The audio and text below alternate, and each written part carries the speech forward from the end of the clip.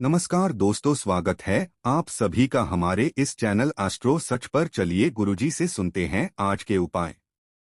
नमस्कार दोस्तों, स्वागत है आपका एक बार फिर से हमारे इस चैनल एस्ट्रो सच पर। तो अगर आप अपने जीवन में कुछ नया सीखने की चाह रखते हैं तो चैनल को सब्सक्राइब जरूर कर ले। नमः शिवाय, हर हर महादेव, जय महाकाल। आप सभी लोगों को सावन के महीने की बहुत बहुत शुभकामनाएं। मेरा देव आदि देव महादेव आप सभी लोगों की मनोकामनाओं की पूर्ति करें। आप सभी के ऊपर मेरे देव आदि देव महादेवी जी का आशीर्वाद सदैव बना रहे। अगर आपकी कोई मनोकामना है, काफी दिनों से पूरी नहीं हो रही है, कुछ हो ही नहीं रहा है, महादेव जी आपके हृदय की बात नहीं सुन रहे हैं, काफी सारे उपाय कर लिए व्रत कर, यह तो मात्र छोटा सा उपाय करना होगा। आपको मात्र एक दीपक लगा देना होगा और आप रखते ही देखिएगा चमत्कार होने लगेगा। आपकी जो मांगोगे सारा सब कुछ आपको जरूर मिलेगा। पूज्य गुरुजी की कथा से सुन करके और समझ करके पूरे ही उपाय को बड़े ही विस्तार से बताऊंगा, परंतु उससे पहले आप सबसे छोटी सी गुजारिश करूंगा कि जो लोग पहली बार आए हैं चैनल को सब्सक्राइब जरूर करना और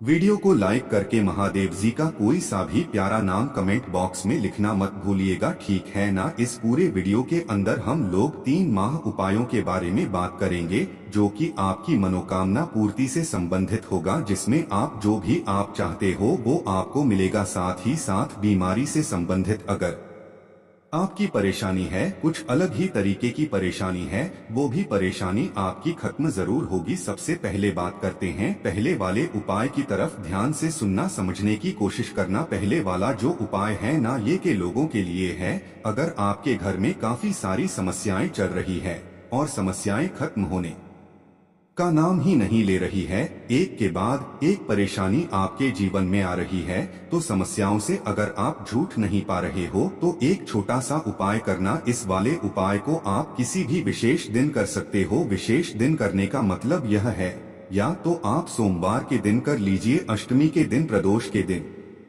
शिवरात्रि के दिन, पूर्णिमा के दिन और अमावस्या के दिन, उन दिनों में इस वाले उपाय को जरूर करना चाहिए, ठीक है।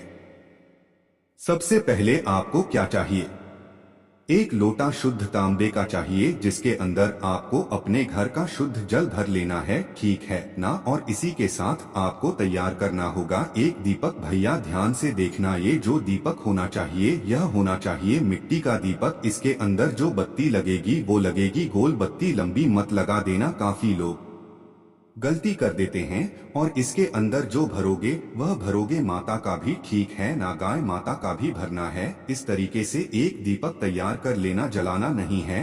अभी जब मैं बताऊंगा तब आप जला देना। कब आपको जलाना होगा, इसे लेकर के प्रदोष काल में आपको पहुंचना होगा। कहां पर, बेलपत्र के पेड़ के ने यहाँ पर और बेलपत्र के पेड़ के नीचे प्रदोष काल में जो व्यक्ति एक दीपक लगा देता है न, एक दीपक इन खास स्थितियों पर या तो हर सोमवार के दिन कर लो, या फिर हर अमावस्या के दिन कर लो, या फिर हर शिव के दिन, या हर प्रदोष के दिन, जो व्यक्ति एक घी का दीपक मेरे देव आदि देव महादेव जी के लिए बेलपत्र पटरी के पेड़ के नीचे लगा देता है न, उसके जीवन में कभी कोई बड़ी परेशानी पैदा नहीं होती है। अब मैं आपको इसी दीपक का एक बहुत ही बढ़िया उदाहरण, जो कि गुरुदेव ने अपनी कथा में बताया था, कि अगर कोई मेरी माता बहन स्त्री कोई भी ऐसी हैं जिनके बच्चा नहीं हो रहा है या फिर पुत्र प्राप्ति की इच्छा करती है और उनके गर्भ में बच्चा ठहर ही नहीं रहा है, तो गुरुदेव ने एक तो सफेद आंकड़े की जड़ वाला उपाय, जो मैंने कई बार आपको बता दिया। मैं कल या परसों ही एक कथा सुन रहा था जिसके अंदर गुरुदेव ने बहुत ही अचूक उपाय बताया, ध्यान से सुनना है।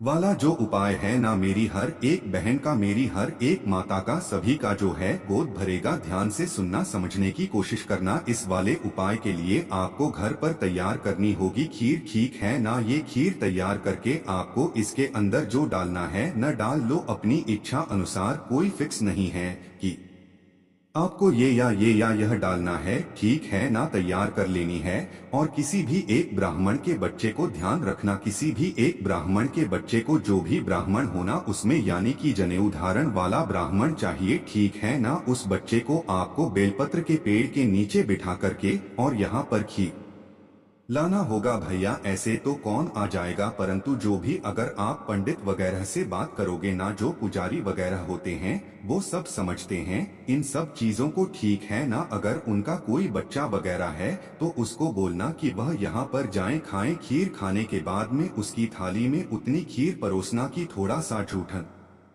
जाए है ना। वो जो झूठी वाली खीर अगर कोई माता बहन खा लेती है ना, तो मात्र 2 महीने के अंदर अंदर उनके बच्चा ठहर जाता है, एकदम स्वस्थ होता है, और महादेव जी की कृपा से वह बहुत ही ज्यादा ज्ञानवान गुणवान पुत्र की प्राप्ति उस स्त्री को जरूर होती है। बहुत ही अचूक उपाय है, जरूर करना।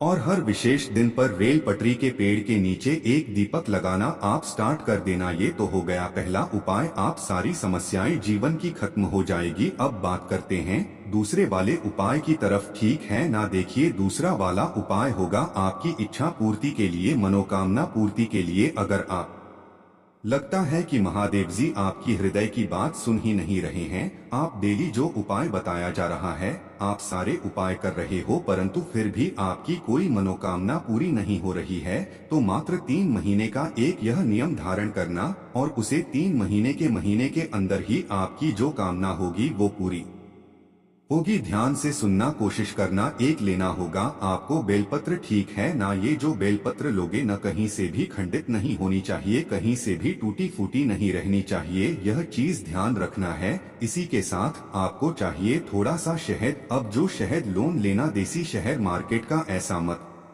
लेना जिसके अंदर केमिकल लगा हुआ रहे, ठीक है ना।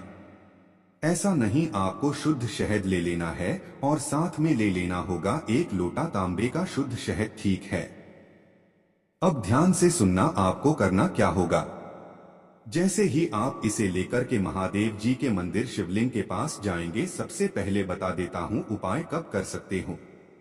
या तो किसी भी सोमवार के दिन कर लो, या फिर किसी भी अष्टमी के दिन कर लो। अष्टमी, नवमी है ना, एकादशी, और एक दिन बताया प्रदोष और शिवरात्रि। प्रदोष और शिवरात्रि इन दिनों पर, खास दिनों पर आप इस उपाय को कर सकते हो। उत्तर दिशा की तरफ, नॉर्थ डायरेक्शन की तरफ मुंह करके बैठ जाना। सबसे पहले 1 लोटा शुद्ध जल मेरे देव आदि देव महादेव जी की शिवलिंग पर ठीक ऊपर आपको समर्पित करना होगा, का स्मरण करते हुए। अब जो आपने एक बेलपत्र लिया है, इस एक बेलपत्र की जो यह बीच वाली पट्टी होती है ना, यह वाली पट्टी, सबसे बड़ी वाली पट्टी, इस सबसे बड़ी वाली पट्टी का जो चिकना साहिर का हिस्सा है, उस चिकने साइड के हिस्से लगाना होगा शहद। उस पूरी की पूरी पट्टी पर आपको अच्छे से शहद लगा देना है, ठीक है ना। और इस पट्टी को यहाँ से पकड़ना है ना, यहाँ से पकड़ के महादेव जी की शिवलिंग के ठीक ऊपर आपको समर्पित करना होगा। पट्टी का मुख रहेगा आपकी तरफ और डंडी रहेगी विपरीत दिशा में।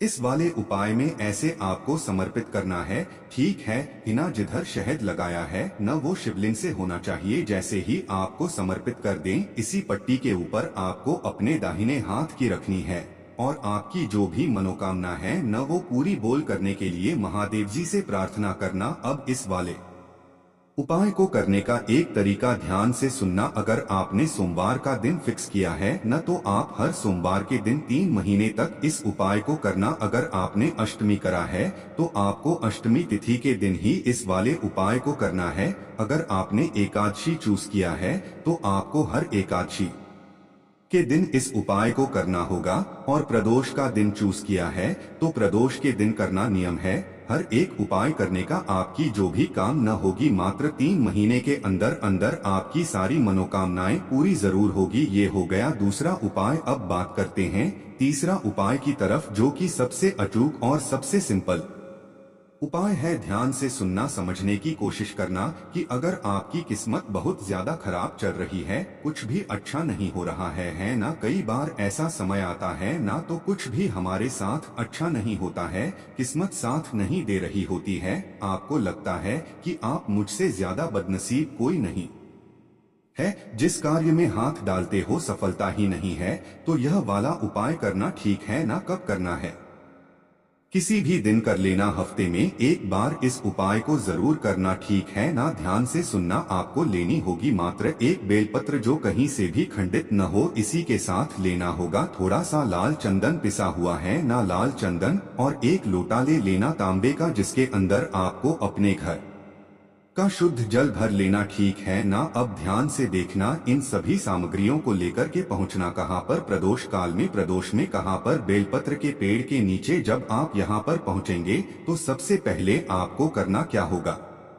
यह जो एक आपने बेलपत्र लिया है ना, इस बेलपत्र की तीनों पत्तियों पर जो चिकना वाला हिस्सा है ना, उस तरफ में आपको इस तरीके से लाल चंदन लगाना है। अच्छे से पूरी की पूरी पट्टी पर है ना लाल चंदन लगा देना। और यह लाल चंदन वाली जो एक बेलपत्र है ना, बेलपत्र के पेड़ की जड़ों में आपको समझ करना होगा अपनी कामना कहते हुए कि मेरे दिन बहुत खराब चल रही हैं, बहुत ज्यादा है, कि महादेव जी के नाम से, अघोरेश्वर महादेव जी के नाम से। यह ध्यान रखना, नाम याद रखना, कौन सा, अघोरेश्वर महादेव जी के नाम से, ठीक है ना। जहां समर्पित कर दिया उसके बाद में अपनी कामना बोलना और कामना करने के बाद में आपको लूटा जल्द यहाँ पर नहीं चढ़ाना है। इस बेल पटरी को वापस यहाँ से उठा लेना और लेकर के पहुँच जाना कहाँ पर, महादेवी जी के मंदिर शिवलिंग के पास उत्तर दिशा यानी कि नॉर्थ डायरेक्शन की तरफ मुंह करके खड़ा हो जाना। और जो आपने बेल पटरी वहाँ से उठाई है वह वाली पटरी को आपको महादेव जी के शिवलिंग के ठीक ऊपर समर्पित करना होगा। डंडी का मुख आपकी तरफ रहेगा